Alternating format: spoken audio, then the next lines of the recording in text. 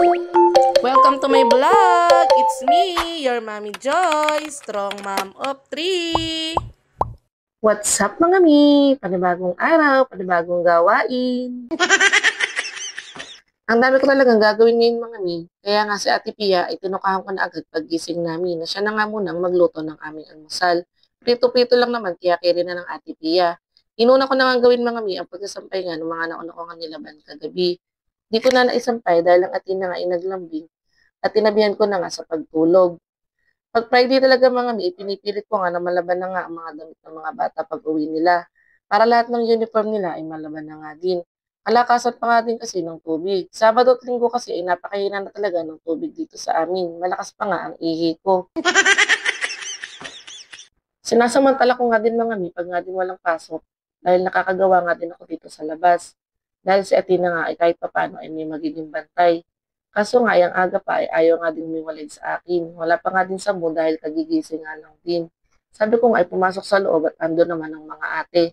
Pinipilit nga akong pumasok sa loob kaso nga ay natapos ko nga din tong sinasampay ko.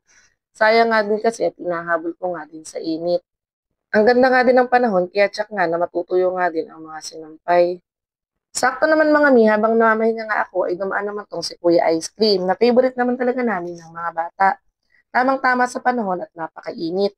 Araw-araw ay hindi talaga pwedeng hindi nga kami bibili dahil ang Atina nga ay marinig pa lang ang kalimbang ay nagtatatakbo na. Si Ate Pia nga ay nagpabili nga din. Masarap nga ang ice cream ni Kuya dahil sakto nga lang din ang lasa at hindi ganun katamis. Iba-iba nga din ang flavor niya araw-araw.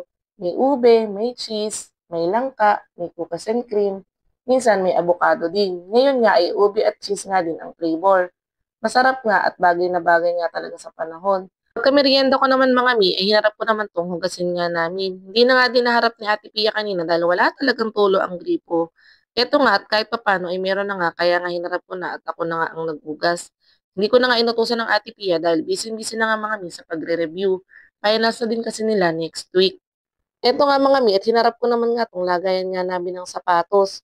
Minaamoy kasi ako dito sa kusina namin. Hindi ko nga din malaman kung saan nga, kung ano nga yung mabaho na yun. O sadyang yung mga amoy nga lang din nga ng mga paa nila.